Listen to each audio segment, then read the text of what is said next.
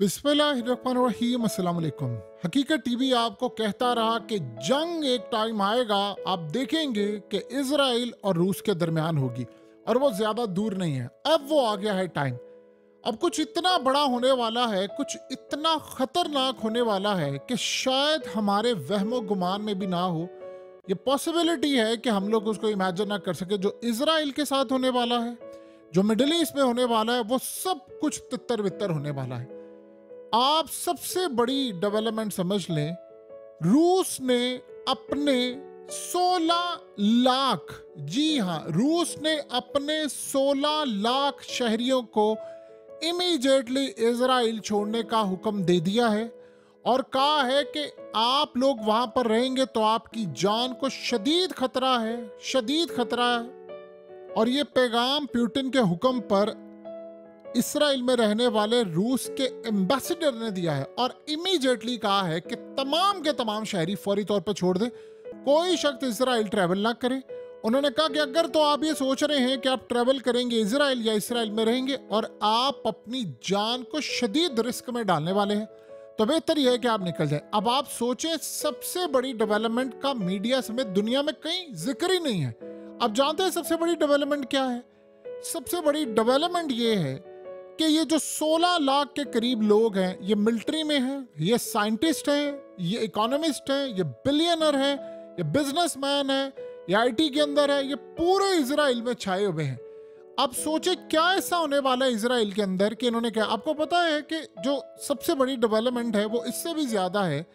Iran ने सबसे पहले तो ये जो मनाजिर चल रहे हैं आपकी स्क्रीन पर, ये गौर से देखिएगा, ये वो मिसाइल रॉकेट्स हैं जो ईरान ने इस वक्त रिसेंटली मारे हैं और मजीद उन्होंने अंडरग्राउंड बता दिए हैं कि हम तैयारी कर रहे हैं, हमने इनको मुकम्मल तौर पर एक्टिवेट रखा हुआ है और हम ये मारने के लिए जा रहे हैं इसराइल पर। अब वो इसराइल पर क्यों मारेंगे? एक दफ़ा तो हमला कर लिया, भैया आपको दोबारा ज़रूरत क्या है? सबसे बड़ा मामला ये है कि इस वक्त इसराइल ने फैसला कर लिया वो ईरान पर हमला करने जा रहा है और ये किसी भी वक्त हो जाएगा। यानी ये पता नहीं अब हो जाए, एक हफ्ते बाद हो जाए, एक मिनट बाद हो जाए, कल हो जाए, परसों हो जाए, लेकिन ये होने वाला है, बड़ा शदीद होने वाला है। इस सूरत हाल में ईरान ने रूस को इमीडिएटली कहा है, इमीडिएटली, कि मुझे फौरी तौर पर आपने बताना है, जो सैटेलाइट के थ्रू या दूसरी चीज़ों के थ्रू, कि इजराइल जो हमला करने के लिए जा रहा है उसको डिटेक्ट करके मुझे फौरी आगाह करना है ताकि मैं अलर्ट रहूं और इस हमले को इजीली रोक सकूं।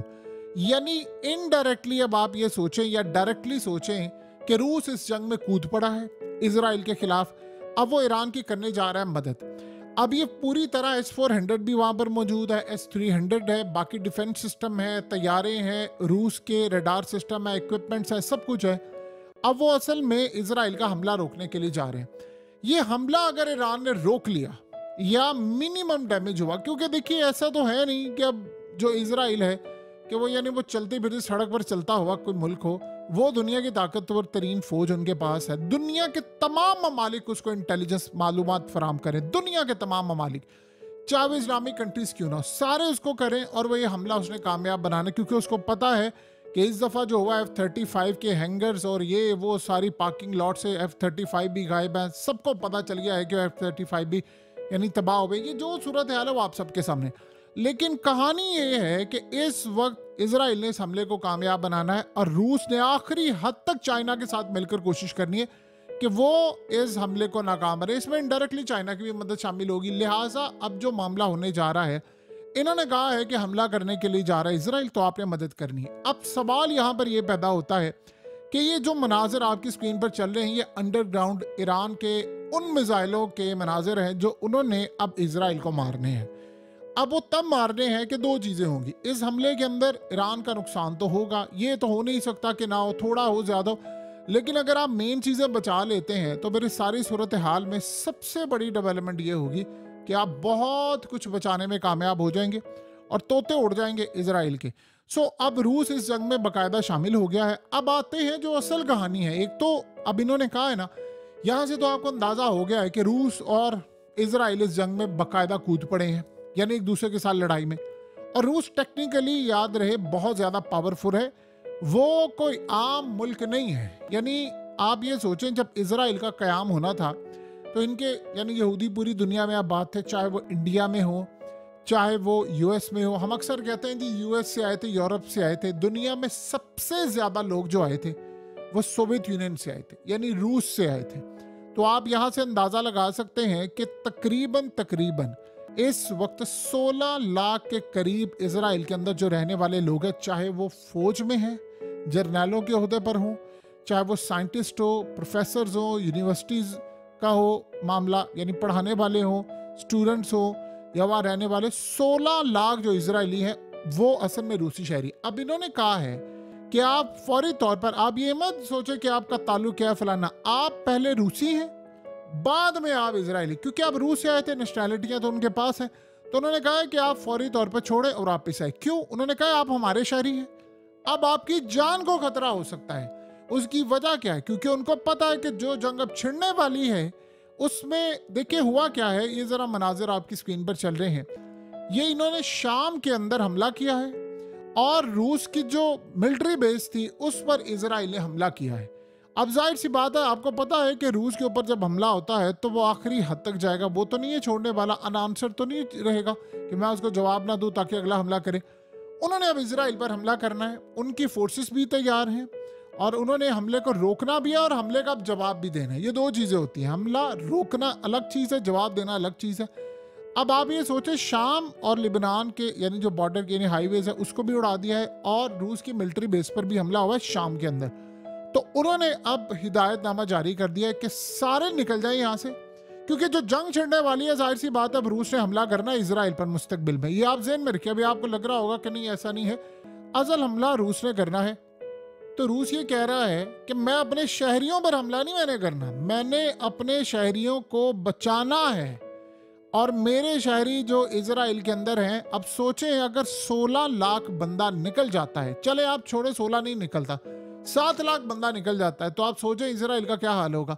जो सारे वापस रूस चले जाते हैं, आईटी का फुकदान, आपके मुल्क में टैलेंट का फुकदान, डॉक्टर्स, इंजीनियर्स, एक्सपर्ट, ये सारे वो लोग हैं, ये बात याद रखिएगा, ये लोग रूस आते जाते रहते हैं। यानी ऐसा नहीं है कि वो इजराइल आबाद हो गए, ये छुट्टियां मनाने जाते हैं, अपने रिश्तेदारों को मिलने जाते हैं, क्योंकि लाखों के हिसाब से अभी लोग ऐसे हैं जो रूस में रहते हैं, इनके रिश्तेदार। आप बेशक इंडियन, पाकिस्तानी, बांग्लादेशी या कोई भी मुल्क से ताल्लुक रखता हो, वो अगर किसी मुल्क में मूव कर जाता है तो वो वापस अपने घर जरूर आता है मिलने के लिए, या उनका कोई बिजनेस है कुछ है, तो ये सारे लोग आते हैं, चाहे वो किसी भी तबके से ताल्लुक रखते हो, आते जरूर हैं और उनका लिंक रहता है। अब उनके बिजनेसेस भी है। अब उन्होंने कहा है कि आप हमारे शहरी हैं, आप तो इजराइल के शहरी बाद में बने हैं, पहले तो आप यहाँ से होकर गए थे। और इसी तरह दुनिया भर की नेशनैलिटीज के लोग हैं जो इजराइल में आकर आबाद। इजराइल वो वाहिद मुल्क है कि जहाँ पर छूट खुली है, चाहे आप जितनी मर्जी नेशनैलिटियाँ रखते हैं, आप वजीर आजम भी बन सकते हैं। अब मिसाल के तौर पर नेतन्याहू, उसका ताल्लुक पोलैंड से है, अब उनका वजीर दिफा किसी का ताल्लुक ऑस्ट्रिया से, किसी का बरतानिया से, किसी का अमेरिका से, किसी का आपने देखा नहीं था ये हालिया रिसेंट ये जो कैदी हैं, अब क्या सामने आया था, चाइना से लेकर, फ्रांस से लेकर, यूएस से लेकर तमाम ममालिक के शहरी थे। तो पता ये चला जिनके बाद इसराइल ये पासपोर्ट है उनके बाद दूसरे भी हैं। तो इस सारी सूरत हाल में जो लड़ाई और मामला इस वक्त हुआ है वो आप सबके सामने आ चुका है कि कितनी बड़ी तादाद के अंदर ये सूरत हाल है। तो उन्होंने कहा है कि निकलें, क्योंकि बड़ी तबाहकुन जंग छिड़ने वाली है और हमने भी हमला करना है और ईरान ने भी हमला करना है। उनको नजर आ गया है कि अब ये जो जंग होनी है, जाहिर सी बात है इजराइल ने हमला करना है, तो ईरान ने अब ये जो अपने मिसाइल दिखाया उन्होंने पलट कर दोबारा हमला करना है।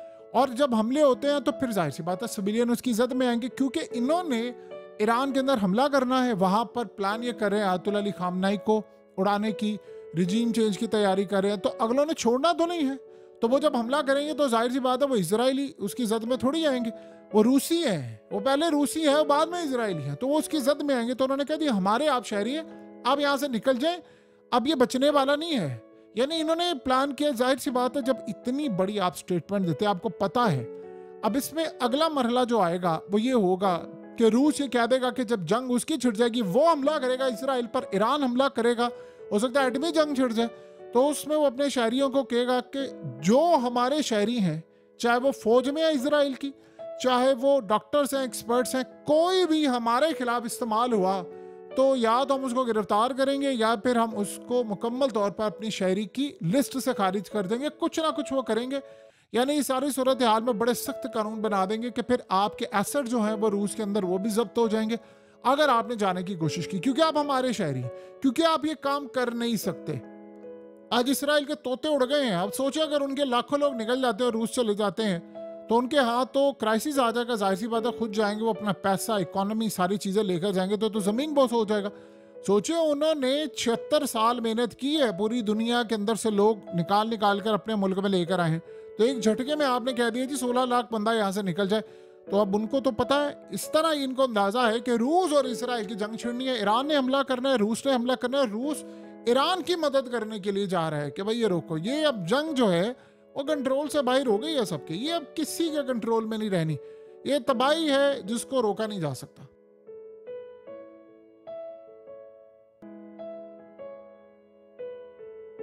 हकीकत टीवी को सब्सक्राइब करना मत भूलें, वीडियो को लाइक करें, शेयर करें और कमेंट सेक्शन में अपनी राय का इजहार जरूर करें।